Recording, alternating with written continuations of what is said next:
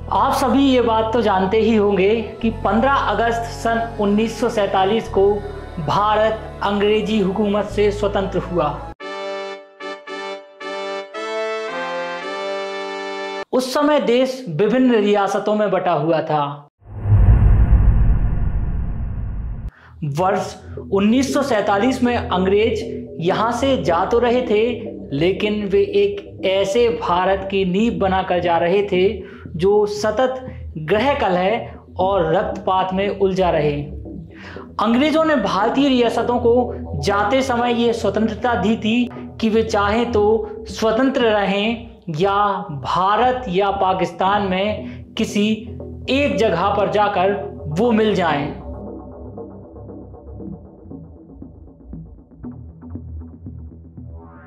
जून 1947 में हैदराबाद के शासक निजाम ने स्वयं को स्वतंत्र रखने का पत्र भेजा और स्वतंत्र रहने की तैयारी भी आरंभ कर दी। निजाम को इस काम में अंग्रेजों का मौन और मोहम्मद अली जिन्ना का खुला समर्थन मिला।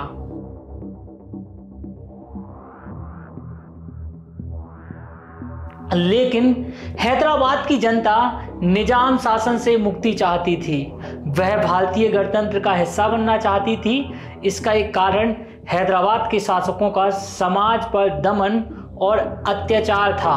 हैदराबाद रियासत में बहुमत तो हिंदू परंपरा को मानने वालों का था, लेकिन वहां कानून इस्लामिक शरिया के अनुसार चलता था। बहुसंख्यक हिंदू समाज को वहां दबाने का काम लगातार चलता रहा।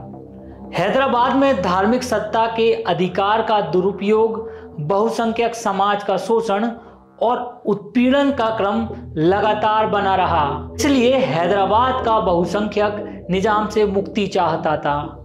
रियासत का आधिकारिक धर्म ही इस्लामिक प्रावधानों के अनुसार नहीं था, अपितु अधिकांश शासकीय पदों पर भर्ती भी मुस्लिम समाज के लोगों की जाती थी। शीर्ष पदों पर तो एक भी गैर मुस्लिम नहीं था। निजाम के मन में मराठा शासकों के प्रति इतनी कठोरता थी कि इस बात का अनुमान हम यहाँ से लगा सकते हैं कि जब मराठों ने भोपाल विजय का अभियान चलाया तो भोपाल नवाब को मदद के लिए निजाम की फौज भोपाल आई। हालांकि ये बात अलग है कि भोपाल में संयुक्त फौज से लड़ने के बावजूद भी मराठों से उन्हें पराजय का मुंह देखना पड़ा। 15 अगस्त सन 1947 को निजाम ने स्वयं को स्वतंत्र होने की घोषणा कर दी और इस घोषणा के बाद ही हैदराबाद रियासत में हिंसा की घटनाएं प्रारंभ हो गईं। रजाकारों और रियासत की सेना मिलाकर इसकी संख्या लगभग 2 लाख थी। उनके पास हथियार भी खूब थे।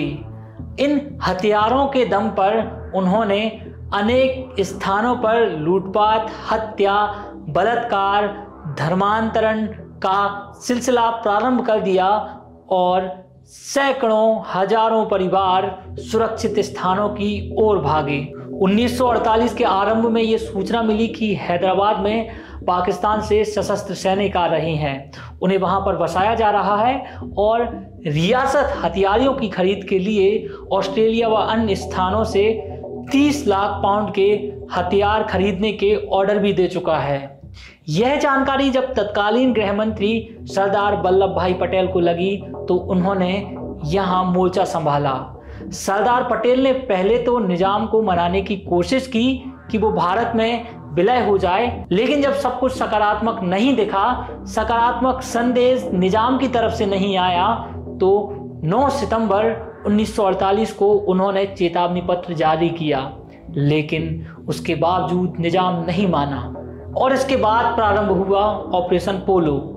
11 सितंबर को हैदराबाद में सैन्य अभियान का निर्णय लिया गया था, जिसका उद्देश्य था भारत में हैदराबाद को विलय करना, क्योंकि वहां की बहुसंख्यक आबादी वही चाहती थी, क्योंकि वहां की बहुसंख्यक आबादी का मन था कि वो भारत में आकर विलय करे।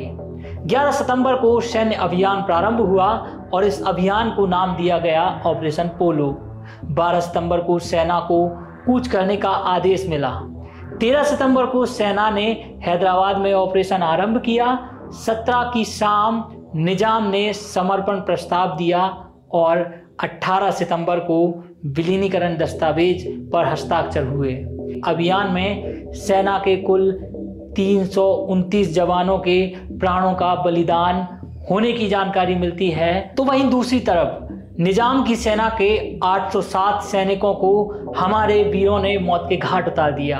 हैदराबाद रियासत वर्तमान में भारत का हिस्सा है। इसके लिए एक लंबा संघर्ष चला। लंबे समय तक हिंदू आबादी ने अपनी आवाज उठाई, जिसके बाद ये निर्णय लिया गया कि हैदराबाद कहीं भारत से फिसल ना जाए, इसलिए उसे अब भारतीय गणतंत्र का हिस्सा बनाने के लिए हम सैन्य अभियान चलाएंगे। हैदराबाद रियासत के क्षेत्रफल लगभग 82,000 वर्ग मील का था, जो इंग्लैंड जैसे देश से भी अधिक था। तब इस रियासत की आबादी लगभग 1.6 करोड़ थी। इनमें अधिकतर 85% हिंदू आबादी थी और 11% मुस्लिम व 4% अन्य थे। यह देश की दूसरी सबसे बड़ी रियासत थी। उस समय रियासत के निजाम चाहते थे कि वो स्वतंत्र रहें और हिंदुओं पर खूब अत्याचार हो, इसलिए ऑपरेशन पोलो जैसे अभियान हमारे भारतीय सैनिकों द्वारा चलाए गए। अगर भारत में हैदराबाद विलय नहीं होता तो इतना बड़ा भूभाग भारत का हिस्सा नहीं होता, वहाँ के हिंदुओं पर अत्याचार होते रहते। उस समय तत्कालीन गृह मंत्री का यह निर्णय कि भारत में हैदराबाद को विलय करना ही है काफ़ी सराहनीय था और ऑपरेशन पोलो ने इस बात को सफलता की तरफ ले जाकर हमारे भारतीय सैनिकों के शौर्य का परिचय दिया। आज हमने इस ऑपरेशन पोलो की बात क्यों की? क्योंकि आज 18 सितंबर है। आज वही दिन है जब भारत में हैदराबाद का विलय हुआ। आपको ये विलय की कहानी कैसी लगी? आपको गृह मंत्री के सामर्थ्य और हमारी सेना के शौर्य का परिचय कैसा लगा? अगर आपको लगा हो कि ये वीडियो आपको थोड़ी बहुत जानकारी देकर जा रही है, तो इस वीडियो को ज़्यादा से ज़्यादा लोगों तक शेयर करें, ताकि उन्हें भी ये बात मालूम पड़े कि भारत को एकजुट करने में हमने और हमारे सैनिकों ने किस प्रकार से योगदान दिया।